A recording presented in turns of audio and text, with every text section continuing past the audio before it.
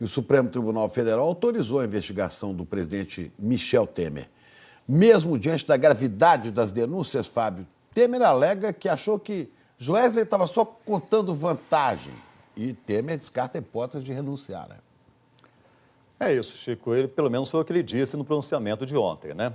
Michel Temer disse que o governo dele viveu o melhor e o pior momento esta semana. E destacou também o retorno do crescimento da economia. O pronunciamento do presidente Michel Temer foi no meio da tarde, antes da liberação dos áudios com as gravações da conversa que ele teve com o empresário Joesley Batista.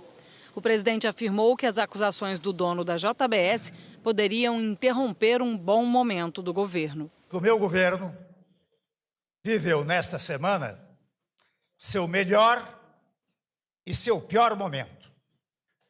Os indicadores de queda da inflação, os números de retorno ao crescimento da economia e os dados de geração de empregos criaram esperança de dias melhores.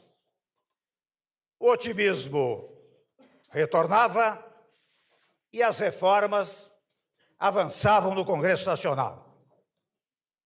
Ontem, contudo, a revelação de conversa gravada clandestinamente trouxe de volta o fantasma de crise política de proporção ainda não dimensionada.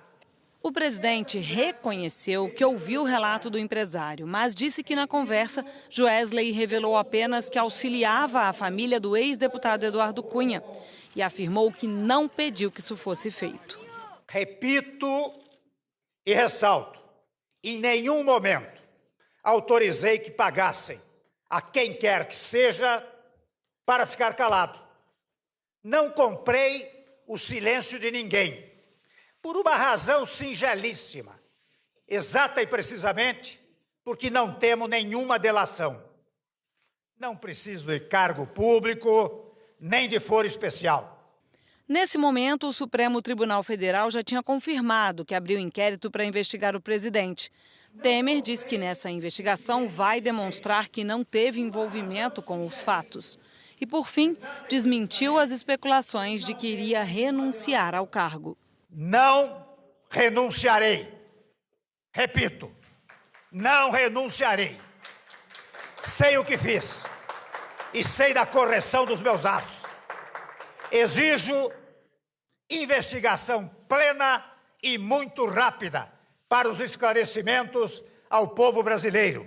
O presidente terminou o pronunciamento e voltou para o gabinete, onde passou o dia todo conversando com assessores, deputados, senadores e 14 ministros. A agenda oficial do dia já tinha sido cancelada bem cedo. Na pauta das reuniões, um único assunto: como reagir às acusações feitas na delação dos dirigentes da JBS.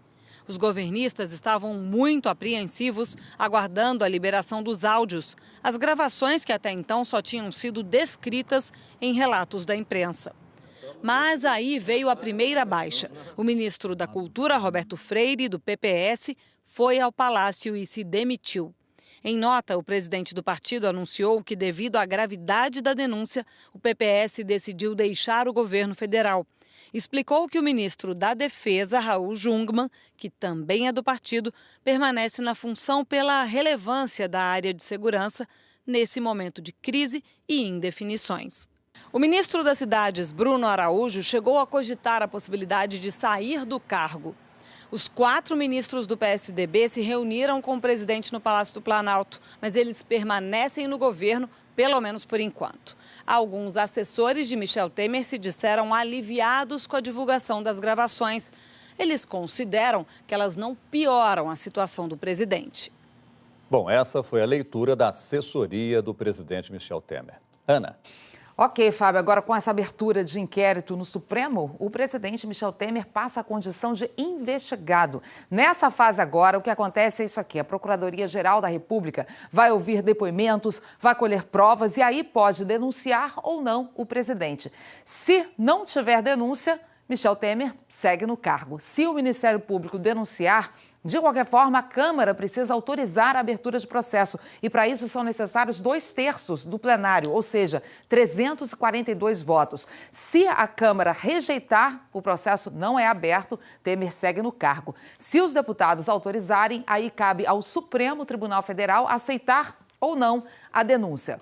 Vamos ao próximo passo, então. Se o STF aceitar, começa a fase de processo penal, em que Temer vira réu e aí é afastado do cargo por 180 dias. Nesse período aqui, o Supremo, então, vai ter que ouvir testemunhas, juntar provas e ouvir o próprio Temer. Depois, o Supremo se reúne para fazer o julgamento, para decidir se absolve ou não. A condenação depende do voto de 6 dos 11 ministros. Eles, então, é que vão decidir o que vai ser feito em caso de condenação, qual é a pena a ser cumprida, além do afastamento em definitivo do cargo. É bom lembrar que, além dessa possibilidade que eu mostrei aqui, há outras. O presidente Temer também pode ter o mandato cassado pelo TSE, o Tribunal Superior Eleitoral. O julgamento da chapa Dilma Temer vai ser retomado no dia 6 de junho.